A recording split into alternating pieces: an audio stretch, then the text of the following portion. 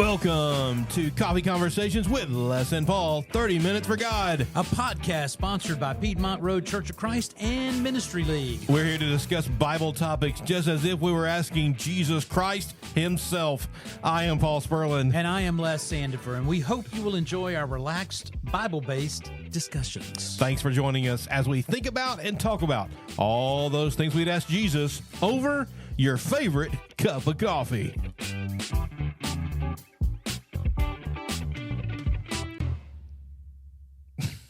And that coffee today has caramel in it. It is. That's why we call it our favorite cup of coffee. You are a flavored coffee guy, and I am not Taking normally, care of business.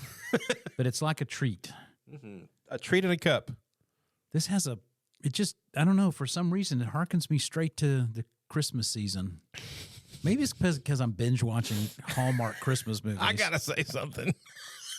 What? You started this Wednesday night. I haven't heard it out of your mouth one time the entire time I've known you, but starting Wednesday night to now, you have really brought out the word hearken.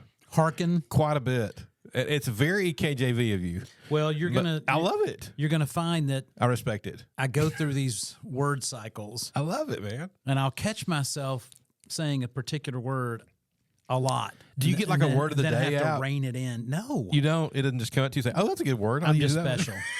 You are special. I'm special that way. I love it. I had the craziest dream the other night.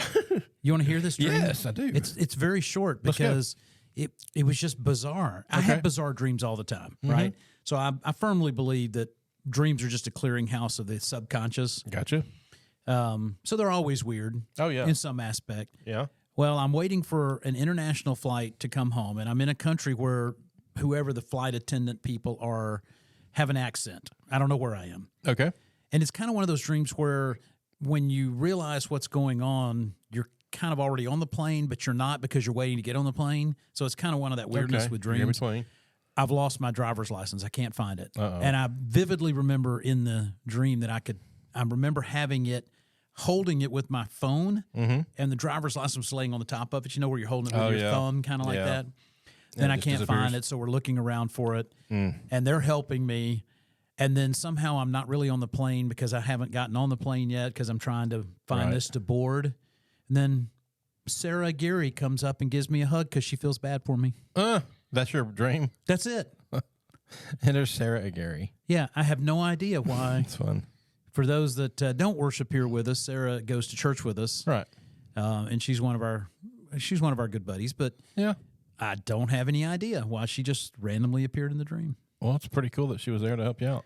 You want to know the most common thing that happens in a dream across the board for people? I really do. They can't finish it.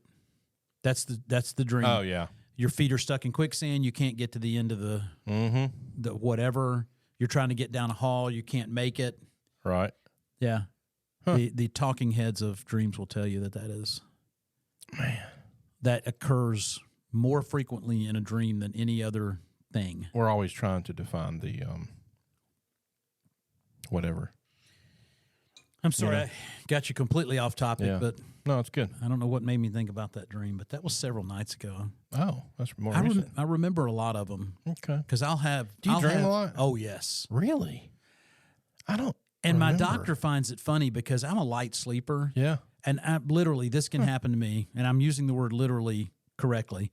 Literally, I can go to sleep and wake up 10, 12, 15 minutes later and have had a dream in that time frame because I've had it happen. And that's unusual because dreams occur when you're in REM sleep, so you're in the deeper sleep. But I can get all the way there, have the dream, and be done. So did you dream any dreams while we were on our trip overseas? Oh, yeah, I'm sure I did. I don't remember what they are. But so they weren't like memorable. I can usually remember them for a day or two, and then they start, but they get crowded out by the next one. Mm-hmm. Welcome to the Les and Paul Show. That's it. That's what that is. Thank you for stopping by. You just never know what's going to happen. Hope you enjoyed your coffee and enjoyed your time with Jesus. By the way, we do have our cup of coffee. We are going to talk Jesus. We are. Because we've got the Word open. We do. We're actually continuing our conversation on the idea of conviction. Yeah. Keeping in mind the fragrance of Jesus from 2 Corinthians 2, 12 through 17, being the fragrance of Jesus, sharing that aroma of him everywhere, the knowledge that he shares, that we should, knowing that we've been with him, we have that knowledge, and that is what makes us who we are as obedient Christians. And so... And it is one of those scriptures that we talked about it on the last show, that part of the beauty of these conversations is that we're really kind of digging into things and thinking about things in a different way. Mm-hmm. I had not thought much about that verse about fragrance, and it's a very interesting. It is kind of because it's for everybody. It is, and it's one of those ways of saying something that doesn't on the surface doesn't make a lot of sense. The aroma of knowledge, right? Like you could literally smell it, but it's such a beautiful way to present it. Like it's a mist of academia. Yeah, biblical academia, but that you give off an essence that is so pleasing, right? Of your knowledge of God. Yeah, but we need it to get there. And, or the flip side, as we found out in the verse, I mean, also death to death, life to life. But that's right. Yeah, some are perishing, some are saved. That's right. Some are alive. So, but we are going to really be cool. on the idea of the fragrance of Jesus for a while, I suppose, because I mean, we've got lots of things There's lots of things you can talk about in this this realm, and we've started kind of a new series, if you will, within the fragrance. Yeah. The first of which being conviction. And we're trying to convertible that roof. And is the roof actually convertible? That's the question. Is it convertible, or was it just those little iron slats that you picked up and throw across? Oh yeah, that's a great question. Yeah. It was like an old barn. I've got a client that has a building that needed a roof access for one of their machines, so they just laid a piece of wood over it. Oh, okay. So it's a hole in the roof, but until they had a fire and burned the piece of wood up. But anyway. So when it rains, they just cover up that hole? It's always covered because there's something laying over it. Now, I don't know how they keep water from getting in the building. Around the edges, but being an insurance company, you think that's something you would really think about a lot. Yeah, for protection and stuff. It's true. I mean, you think you'd and none of us. You think that'd be a priority? None of us knew they had this particular hole in the roof with a piece of wood over it until they had the fire. Oh, you didn't know about it? Then we knew. Oh, they said, "Oh, yeah," because we saw the hole. You didn't disclose. We saw the fire and we saw the hole, and we're like, "Customers in trouble." This is a bad fire, and they went, "Nah, it wasn't that bad because it just burned up the piece of wood that covers the opening." Oh. I mean, it's a legit opening because they need to get this piece of machinery in and out. I gotcha. So instead of structurally changing the building, but anyway, wow, all right, that's funny. Completely off topic again. It's the way I roll. Well, we were talking about the convertible the roof. We were talking about the paralyzed man that got lowered by his 4 friends. Paralytic. Into that. And one thing we didn't even talk about, well, we did kind of, but I love the phrase there that Jesus mentions there about their faith. Their faith. Their. Yeah. Because it wasn't just, and we did talk about this a lot. I don't want to rehash everything that happened last week. Him. But no, it wasn't just him. It was all of them. It takes all of them. It takes a community. Well, and guess what? We're going to see the other side of that coin. When you're by yourself. When we have... Yeah, and you're fighting against the crowd. Blind Bartimaus. That's true. If you want to follow along with us, we're going to be in Mark chapter 10. We are? Oh, we are. I'm in Luke 18. Are you? Am I in the wrong place? I'm in Mark 10. You're giving Mark's version of it? I am. Because that one actually talks about his name being Bartimaus. Yeah, good point, because Luke does not talk about that. Luke talks about a blind man. All right, well, we'll do it from Mark chapter 10 then. I like taking the shades off and say this is what really happened. But, actually it starts in verse 26. Because this whole story starts in Jericho. Basically, he was leaving Jericho and with his disciples, Jesus, the crowd was round about, and Bartimaeus, the blind beggar, the son of Timaeus, was sitting at the roadside. And I just read verse 46. Why do you suppose Mark gives that level of detail and Luke does not? Well, I mean... it's purely just speculation. let's see, Mark. Well, I can tell you one thing that comes to mind for me. This is Luke characteristically, right? Yeah. Luke's a physician. So that's not unusual for Luke to be more concise in how he presents his information. Right. So I'm going to share something with you. I learned this in some of my master's work, and this is opinion, but this is something that I've learned in some of the research. Matthew was there, and he saw things through the eyes of Matthew. Okay. When it comes to the life of Christ. Yep. Luke also, as a physician, saw things from the version of Luke. Yep. John did the same thing. Mark did not. Okay. Mark was told lessons from Peter. And Mark is writing in reference to things that Peter shared. Interesting. Yes. How do we know this? Do the research.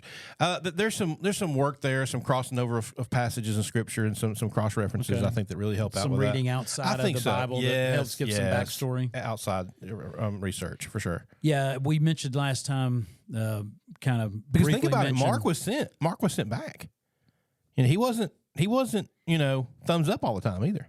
Yeah, that's fair. So there's little things like that. I'm sorry. Go ahead. Well, I was just going to say that we made reference to Chuck. And GSOP last time. Right. Chuck Scarborough, of course, who is the director of the Georgia School of Preaching and Biblical Studies. Yeah. He's teaching a class right now on the book of Genesis.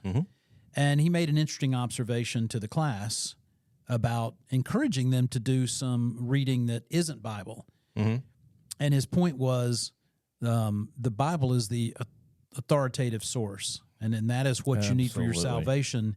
But there is other reading material that will help explain some things, give you background on some things. Sure. It helps to know history. But you can't use those as your guiding source, really.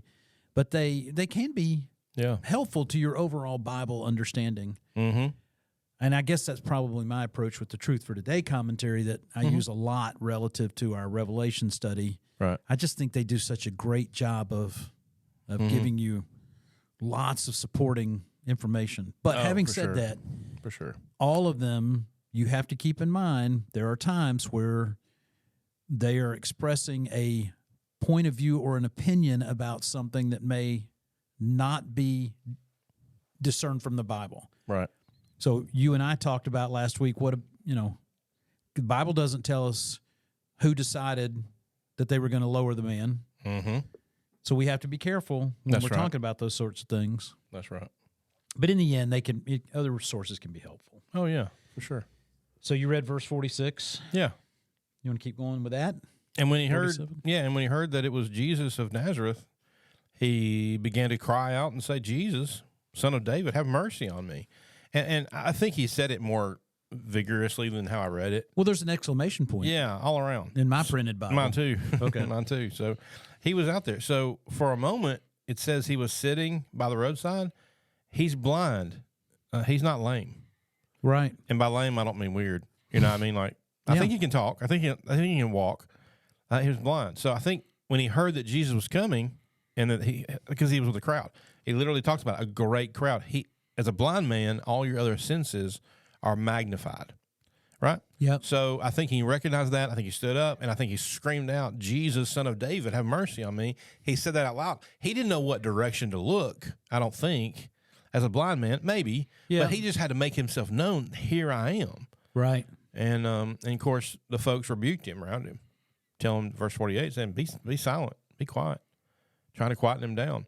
How many people in your spiritual life, when you talk about Jesus, say, why don't you don't say that? That's not cool. Don't mention that, please. Yeah, it is an interesting picture. I mean, he's there's a part of me that's picturing in my mind him sitting there and doing the begging thing. Right. And I think we're probably a little bit tainted or calloused to some of that we see around us today, because we know that there's a fair amount of fraud that goes with some of what we see happening in terms of begging. Right. But in the situation he's in, I mean, we have to know that he probably didn't have a lot of opportunity in his life to make his own way. Right. As a blind man. Yeah. And one of the things he could do is take alms, if you will, from people that were passing by that were willing to help him out a little bit. Sure. But that's his state in life, and you're exactly right. He knows that I find it fascinating. He has a knowledge, and maybe there's some cross study here that you've done that can speak to this, but he knew who it was. And that shows the conviction. He said, Jesus, son of David. Exactly. He knew the lineage. Yep. He knew this was the Savior. He's a learned man. And that is part of the conviction. And that's why when he was told to be quiet, the verse continues to say, well, he screams it all the more. Yep. He's like, you tell me to be quiet, I'm going to stand up even more so. Son of David. Exactly. Have mercy on me. So this is echoing the last three sections of the fragrance we talked about with the study, the stand, the share. Yeah. He studied it. He's standing up for it, and he is obviously sharing it because he won't be quiet about it. Thank the Lord, right? Yep. Literally. And so that's what he does. And then Jesus hears him and calls him and says, blind man, take heart, get up. Which actually that tells me maybe, was he still just sitting down? Get up. He's calling you. So now the crowd is saying, because Jesus reached out to him. Yeah. Now suddenly the crowd, like, oh, come on, Jesus wants you now. Right. So now they've had why do you suppose in the first place they were telling him to be silent? What was going through? Obviously, again, speculation. It is, but we're trying to piece together a picture in our minds of what's going on here. Why would the crowd? Were they embarrassed by him? Were they afraid that Jesus was going to be offended? I don't know. I mean, probably. Or maybe a bit of both, or it could have been either one. We don't know. I don't know.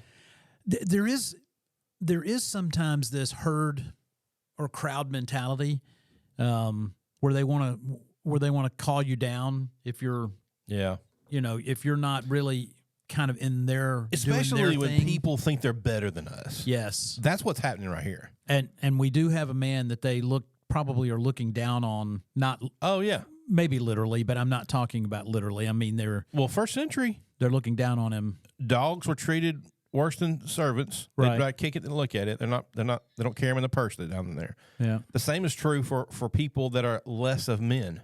Okay. And I hate saying it. Yep. Women were also put in that position in the first century. Yep. At that time. At that time. Yep. At that time. So if someone can't see or can't talk or can't hear or can't walk, he's not they're not a man. Yeah. I mean, and they're in their view. Yeah, they see him as vermin. Yeah. As garbage on the side of the road. So you're not worthy to speak. Exactly. That's what you're thinking. That's exactly what that's what I'm thinking. Okay. Yeah, that's kind of what I'm thinking.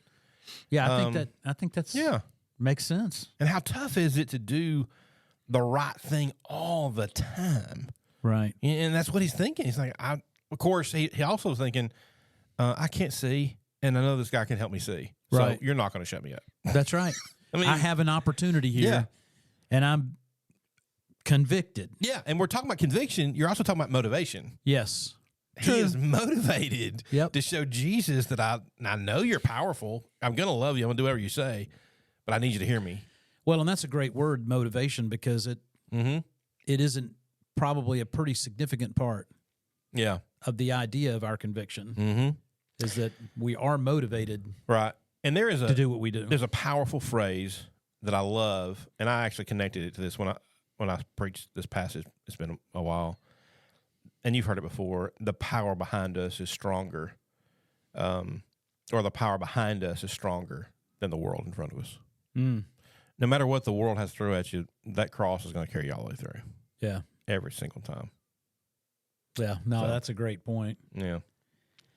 That leads into, and not to jump into preacher mode, but you go back to Proverbs 3:6, in all your ways acknowledge him and he'll direct your paths. Yeah. I mean, I think that helps out with this.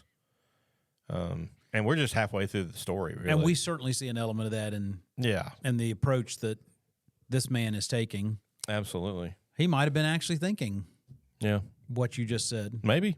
Because he appears to have a knowledge. Yeah, and he wants to see again.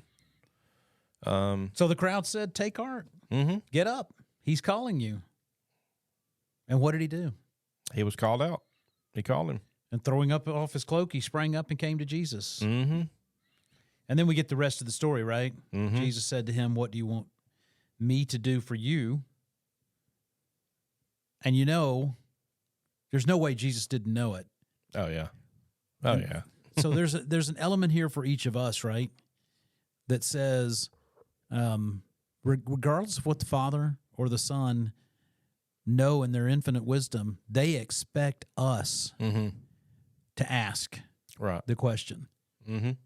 And in this case, he said, "Rabbi, let me recover my sight." And Jesus said to him, "Go your way. Your faith has made you well."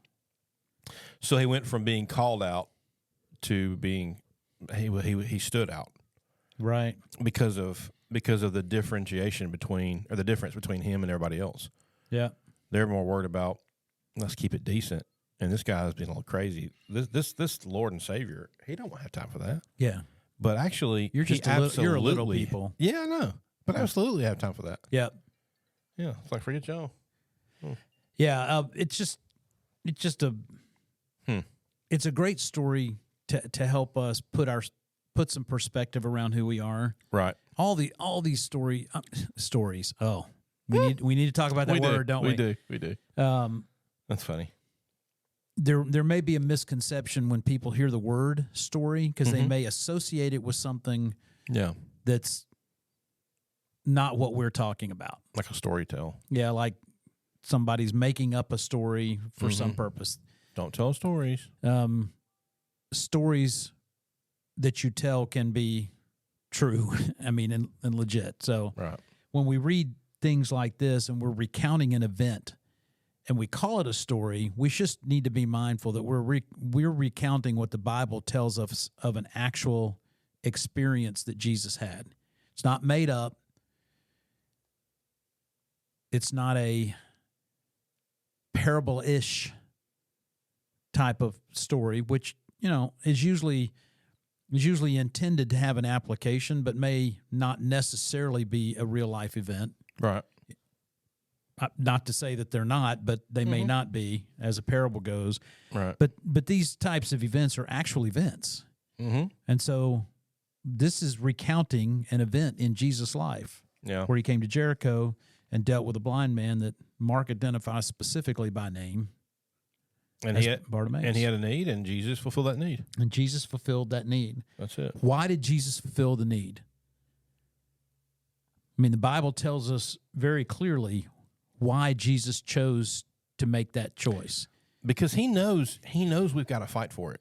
Right. Okay? So Christians fight for the reward. We don't earn it. We can't earn it. But I think Ephesians 6:12 and 13 tells us we wrestle against flesh and blood. We wrestle against flesh and blood, but against against rulers, against authorities, against cosmic powers, and present darkness. I mean, spiritual forces of evil and heavenly places. I mean, those are the things we have to deal with from day to day. And I think that shows that we do fight, but it goes all back to the standing up for him and having that conviction, and personifying that of the fragrance of Jesus, being what Jesus wants to be. And we look at this story and we know the outcome. Oh, yeah. Jesus asked of him, "What do you want?" "I want to recover my sight." Right. Jesus said, "Your faith has allowed this to happen. You're going to see, go forth and be great," so to speak. Yeah. Right. What if Jesus could easily have said, "I'm not going to give you your sight, but here's the response to your faith that's different than what you specifically asked me." Right. We know there's there's two things going on here. One of which is to respond to the faith of the individual. The other is what the miracle proves to the audience. Oh, exactly. Right. So we've got both pieces of that going on here. Oh, absolutely. But it leads me down the path of the application in your life with prayer, and where you're praying, and we don't have the benefit of Jesus standing here with us in person, right, and answering that call, because we there's a high level of faith involved with the prayer we offer, and knowing that we're going to get a response from the Heavenly Father that's meets our needs, even if it's not our desires right at the time. But this to me, the application of this plays into that, is that understanding Jesus hears our prayers that we're offering to the Father, right, and the Godhead will respond to us in an appropriate way, just like Jesus responded to this man in the appropriate way in the moment. Yeah. Which, as I said, are two benefits. Absolutely. The two sides to it. To respond to the faith and the miracle that proved what he needed to prove. Mm-hmm. It's a great story. It really is. And a great story about conviction on several levels. That's what I'm about to say. That's really good. And I think it also shows and proves the relentless desire to be with Jesus. Yeah. But both from a group setting, of the paralytic man and his friends, to Bartimaeus, sometimes feeling like you're alone. Yeah. But I think when Jesus being there for him, and it notices in that very passage, I think it's verse 52, where he says that immediately he received his sight. I think that tells us that Jesus is with us. Yeah. Now, you may not get your prayers answered immediately, but you might. But Jesus is with you. You might not. He's with you, exactly. Yeah, and I love the contrast between the two stories, really. Yeah. Because it gives us both aspects of the conviction, the conviction that comes from the group that you're with, the Christian family you're around, that kind of stuff. Right. But also the conviction you need to have and the faith you need to have to stand alone. Yeah. Because there are times in our life where we're going to be standing alone. Absolutely right. And we need to stay convicted. And we need that relentless love and be relentless to have that forever kind of faith. Yeah. Yeah. So. Great point. That closes it out with the conviction part. For Les Sandifer, I'm Paul Sperlin. This has been Coffee Conversation with Les and Paul. 30 minutes for God. Don't forget to say thank you and go to the websites and check out Piedmont Road Church of Christ and Ministry League. If you need anything, please send us an email at coffeeconvo@lifeinchrist.com. Thank you for being with us. We look forward to being with you over the next cup of coffee.